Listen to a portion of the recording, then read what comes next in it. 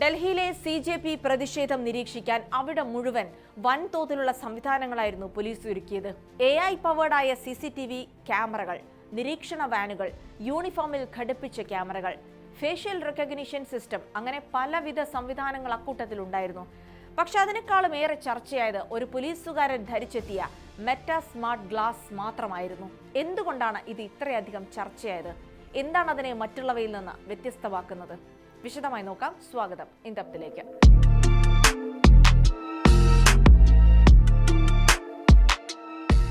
ഡൽഹിയിലെ ജന്തർ മന്ദറിൽ അടുത്തിടെ നടന്ന കോക്രോച്ച് ജനതാ പാർട്ടി അഥവാ CJPയുടെ പ്രതിഷേധത്തിനിടെ AI പവേർഡായ മെറ്റയുടെ സ്മാർട്ട് ഗ്ലാസുകൾ വലിയ ചർച്ചയായിരുന്നു.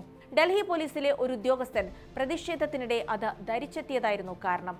പ്രതിഷേധക്കാരെ അവരറിയാതെ നിരീക്ഷിക്കാനുള്ള നീക്കമാണ് പോലീസ് നടത്തിയത് എന്നായിരുന്നു ആരോപണം ഉയർന്നത്.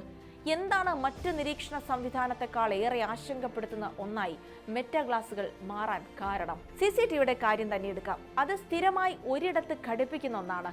മാത്രമല്ല, നമുക്കവയെ കാണാനും സാധിക്കും. മിക്കയിടങ്ങളിലും CCTV നിരീക്ഷണമുണ്ട് എന്ന മുന്നറിയിപ്പുമുണ്ടാകും.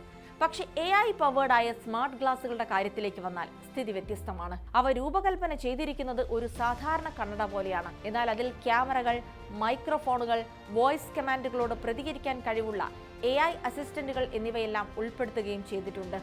ഇതുപയോഗിച്ച് ഒരാൾക്ക് മറ്റൊരാളുടെ ഫോട്ടോയോ വീഡിയോയോ എന്തും എടുക്കാം. അയാൾ അറിയണമെന്ന് പോലുമില്ല. അതുകൊണ്ടാണ് പല വിദഗ്ധരും AI സ്മാർട്ട് ഗ്ലാസുകളെ വ്യത്യസ്തമായ ഒരു നിരീക്ഷണ ഉപകരണമായി കാണുന്നത്. പരമ്പരാഗത ക്യാമറകളിൽ നിന്ന് വ്യത്യസ്തമായി അവ ദൈനംദിന ജീവിതവുമായി ഇഴകിച്ചേരുന്നതിനൊപ്പം ഫസ്റ്റ് പേഴ്സൺ റെക്കോർഡിങ്ങിനും അനുവദിക്കുന്നു. നിങ്ങളുടെ അടുത്ത് നിൽക്കുന്ന ഒരാളുടെ എല്ലാ ചലനങ്ങളും അയാൾ പോലും അറിയാതെ ഒപ്പിയെടുക്കപ്പെടുന്നു. ഇത് നൂറ്റാണ്ടുകൾക്ക് മുൻപ് ജെറമി ബെൻതാം എന്ന ഇംഗ്ലീഷ് തത്വചിന്തകൻ വികസിപ്പിച്ച പാൻ ഒപ്റ്റിക്കോൺ എന്ന ആശയത്തിന്റെ പുതിയൊരു ടെക്നോളജിക്കൽ രൂപമാണ്. തങ്ങളെ ആരെങ്കിലും നിരീക്ഷിക്കുമെന്ന തോന്നലുണ്ടാകുമ്പോൾ സ്വാഭാവികമായി ആളുകൾ പെരുമാറ്റം സ്വയം ക്രമീകരിക്കാൻ ആരംഭിക്കും. ചിലപ്പോൾ നിരീക്ഷിക്കുന്നത് പോലും ഉണ്ടാകില്ല.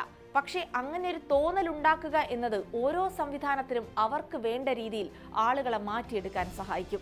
AI പ്രവർത്തിക്കുന്ന മെറ്റാ ഗ്ലാസുകളൊക്കെ സമൂഹത്തെ ആ മാതൃകയിലേക്ക് ഒരു പടി കൂടി അടുപ്പിക്കുന്നുവെന്നാണ് വിമർശകർ വാദിക്കുന്നത്. സ്മാർട്ട് ഗ്ലാസുകൾ AI സഹായത്തോടെയുള്ള മുഖം തിരിച്ചറിയൽ സംവിധാനങ്ങളുമായോ മറ്റ് നിരീക്ഷണ സാങ്കേതിക വിദ്യകളുമായോ സംയോജിപ്പിച്ചാൽ പ്രതിഷേധങ്ങളിലോ പൊതുസമ്മേളനങ്ങളിലോ പങ്കെടുക്കുന്ന ആളുകളെ തിരിച്ചറിയുന്നത് ഭരണകൂടത്തിന് വളരെ എളുപ്പമാകും. അത്തരം അദൃശ്യ നിരീക്ഷണം സമാധാനപരമായി ഒത്തുചേരാനും സ്വതന്ത്രമായി അഭിപ്രായ പ്രകടനം നടത്താനുമുള്ള ജനാധിപത്യ അവകാശങ്ങൾ വിനിയോഗിക്കുന്നതിൽ നിന്ന് ആളുകളെ നിരുത്സാഹപ്പെടുത്തുമെന്നും വിദഗ്ധർ മുന്നറിയിപ്പ് നൽകുന്നുണ്ട്.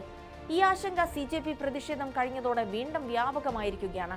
ജന്തർ മന്ദറിൽ പ്രതിഷേധിച്ചവരിൽ 2873 പേരെ AI സഹായത്തോടെയുള്ള മുഖം തിരിച്ചറിയൽ സംവിധാനങ്ങൾ ഉപയോഗിച്ച് തിരിച്ചറിഞ്ഞിട്ടുണ്ട് എന്നാണ് ഡൽഹി പോലീസ് തന്നെ വ്യക്തമാക്കുന്നത്. അതിനു പുറമെയാണ് മെറ്റാ ഗ്ലാസ് പോലെയുള്ളവയുടെ ഉപയോഗം സംബന്ധിച്ച ആശങ്കകളും ഉയരുന്നത്. ഇത് രാജ്യത്തെ പുതിയൊരു തരം നിരീക്ഷണ സംവിധാനത്തിന് കീഴിലാക്കി മാറ്റുന്നു എന്നാണ് വിമർശകർ അഭിപ്രായപ്പെടുന്നത്. മാത്രമല്ല, ഭരണഘടന ഉറപ്പു നൽകുന്ന പൗരന്റെ സ്വകാര്യത കൂടിയാണ് ഇവിടെ ബലികഴിക്കപ്പെടുന്നത് എന്നും വിമർശനങ്ങളുണ്ട്.